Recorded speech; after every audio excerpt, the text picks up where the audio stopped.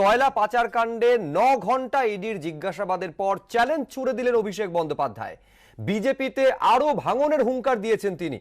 কিছুই যায় আসবে না, পাল্টা বিজেপি। আমরা এই নিয়ে আলোচনা করব। আলোচনার জন্য যারা উপস্থিত রয়েছেন, আসুন শুরুতেই প্রত্যেকের সঙ্গে আপনাদের পরিচয় করিয়ে দিই। রাহুল চক্রবর্তী রয়েছেন আমাদের সঙ্গে, রয়েছেন গোপাল চন্দ্র মণ্ডল, বিশ্বনাথ চক্রবর্তী আমাদের সঙ্গে আলোচনায় যোগ দিয়েছেন এবং রয়েছেন পার্থ মুখোপাধ্যায়।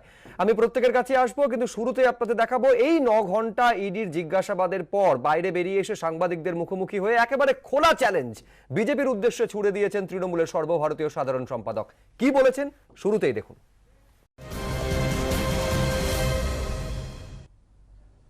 इनकी हिम्मत नहीं है, बंगाल में लड़ाई करने गए, क्या हालत हुआ आपने देखा। जो अमित शाह बड़े बड़े बात करते थे कि मेरा बचपन का अनुभव है 200 सीट पार होगी, भाई 70 में गाड़ी अटक गया।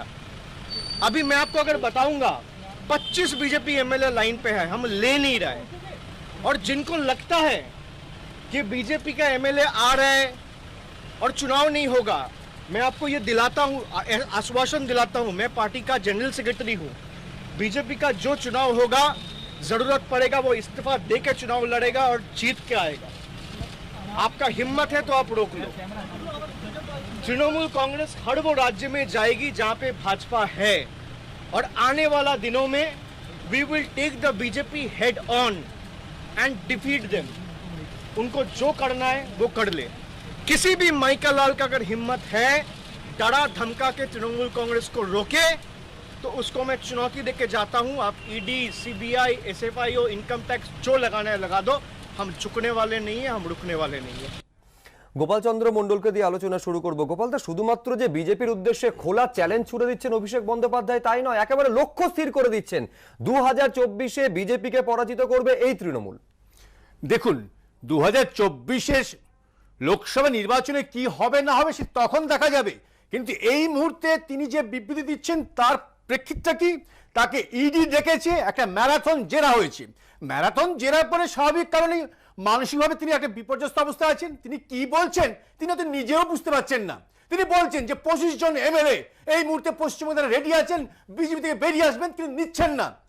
একটা জিনিস বলি, কাউকে কোনো মামলায় তাকে সমন করা মানে জেরা করা মানে বা তার প্রতি অভিযোগ তোলা মানেই তিনি সেই অভিযুক্ত ব্যক্তি দোষী সাব্যস্ত হয়ে যান না।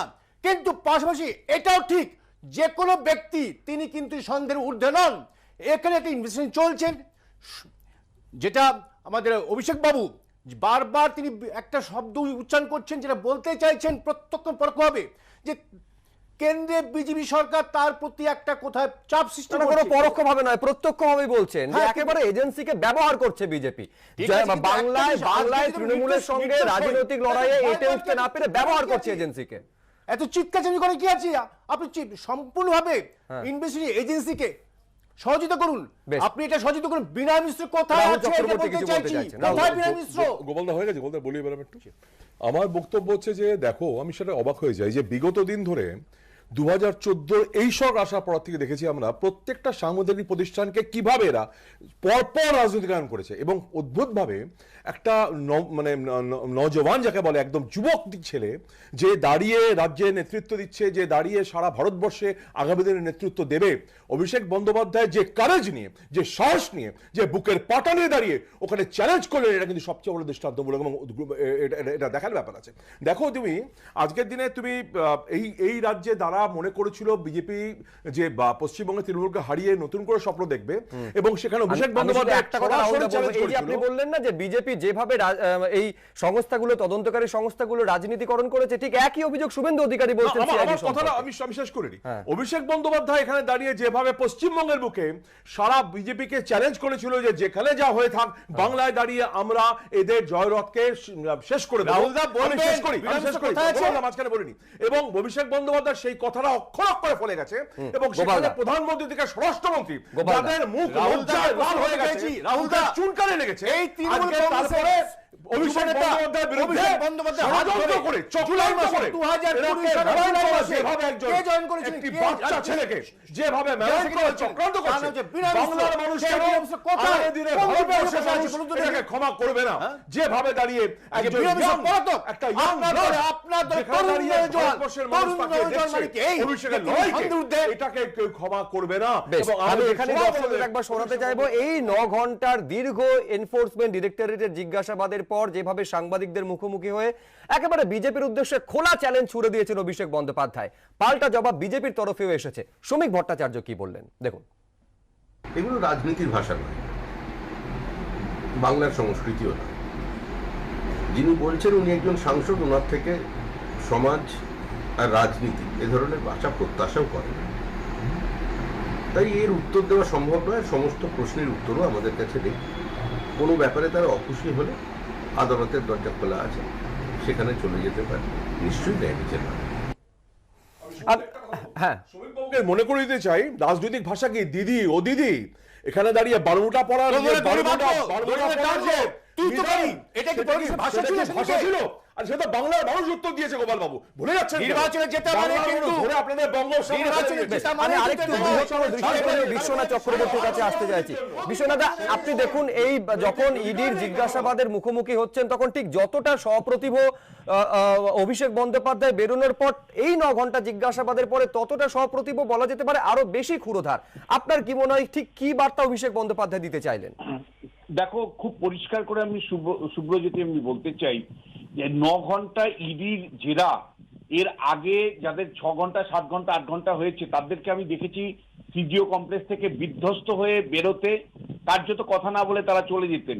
কিন্তু অভিষেক বন্দ্যোপাধ্যায় আজকে 9 ঘন্টা জেরার পরে যেভাবে সতেজ মনে হয়েছে এবং তার পজিটিভ বডি ল্যাঙ্গুয়েজ মনে হয়েছে, আমার কিন্তু পরিষ্কার মনে হয়েছে যে অভিষেক বন্দ্যোপাধ্যায় যেভাবে চ্যালেঞ্জ বিজেপিকে ছুড়ে দিলেন এবং বিশেষ করে মানে ইডিকে পরিষ্কার করে বললেন যে 10 পয়সাও যদি নিয়ে থাকি প্রমাণ করে দেখাক।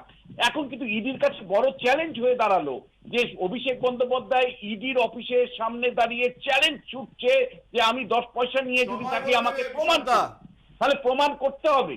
এখন ইডির কাছে বড় চ্যালেঞ্জ হলো প্রমাণ করতে হবে। প্লিজ এক মিনিট, ইডিকে কিন্তু প্রমাণ করতে হবে। ইডিকে চ্যালেঞ্জ ছুড়েছেন, সেই চ্যালেঞ্জ ইডি নিতে পারে কিনা আমরা আগামী দিন দেখতে চাই। একই সাথে যে প্রশ্নটা ইম্পর্টেন্ট যে তৃণমূল কংগ্রেসের কিন্তু একটা নৈতিক জায়গা তৈরি করতে হবে যে বিনয় মিশ্রর বিরুদ্ধে এই কয়লা কেলেঙ্কারিতে কিন্তু নাম জড়িয়েছিল, তিনি ভিন্ন দেশে পালিয়েছেন। আমার প্রশ্ন যে বিনয় মিশ্রের প্রশ্নে তৃণমূল কংগ্রেস চুপ যত থাকছে, অভিষেক বন্দ্যোপাধ্যায়ের কাছে কিন্তু ততই হাতটা এগোচ্ছে।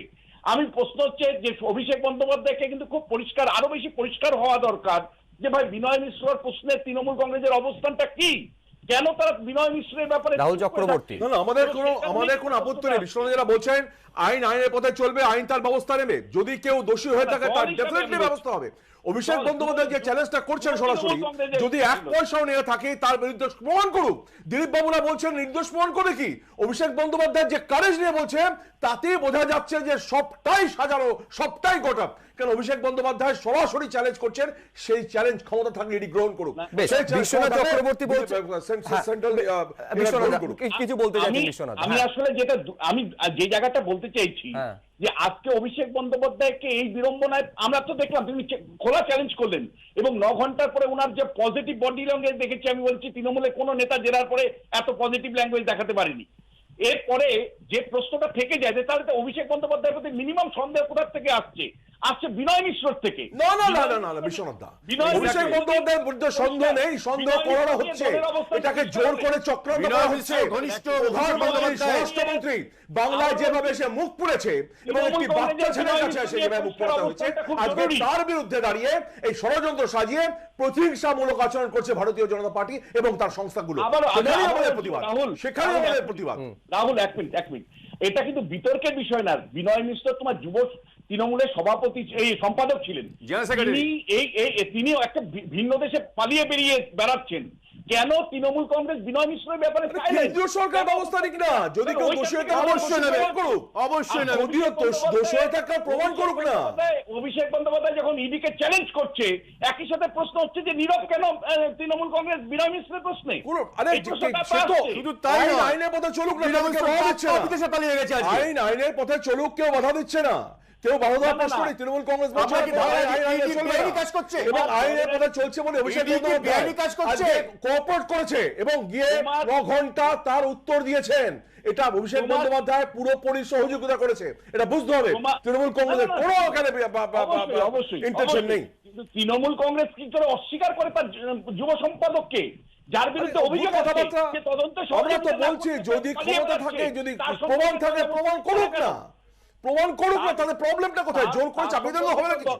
তার সম্পর্কে দলকে বেশ, আমি কি এখানে করে? একবার দেখাতে চাইবো যে অভিষেক বন্দ্যোপাধ্যায়, আমি দুজনকে থামালাম। আমি এখানে দেখাতে চাইবো যে যেটা বিশ্বনাথ চক্রবর্তী বলছেন, অভিষেক বন্দ্যোপাধ্যায় যে শুধুমাত্র বিজেপির দিকে চ্যালেঞ্জ ছুড়ে দিয়েছেন এমনটা না, এনফোর্সমেন্ট ডিরেক্টরেটের দিকেও চ্যালেঞ্জ ছুড়ে দিয়েছেন। অভিষেক বন্দ্যোপাধ্যায় এটাও বলছেন যে এই সংস্থাগুলো রাজনৈতিকভাবে পরিচালিত হচ্ছে, না হলে যাকে ছবিতে দেখা যাচ্ছে একেবারে টাকা নিতে, তার বিরুদ্ধে কেন কোনো ব্যবস্থা গ্রহণ করছে না এই সংস্থাগুলো। অনেকে বলছেন যে নিশানায় Suvendu Adhikari.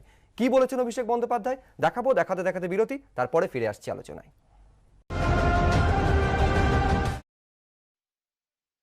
And I have cooperated with them and answered all their questions, given them my written statement to the best of my abilities. कि जो सामने कैमरा के सामने हाथ बढ़ाकर पैसा लेते हुए पकड़ा जाते हैं, उनके खिलाफ ये इन्वेस्टिगेटिंग एजेंसीज चुप्पी ठान के बैठ जाते हैं। उनके खिलाफ कुछ नहीं करता है क्योंकि वो एक राजनीतिक दल के साथ जुड़ चुका है, इसलिए उनका सारा खून माफ। अब जो बीजेपी के साथ लड़ता है उनको किसी भी तरीके से हरास करना है। This case has arisen out of Calcutta. I have been summoned to Delhi. I have been asked questions non-stop for the last 8 hours. I don't blame the investigating agencies. It's their work. They are also under pressure to perform. लेकिन जिससे भी BJP ये करवा रहा है वो भी खुश नहीं है।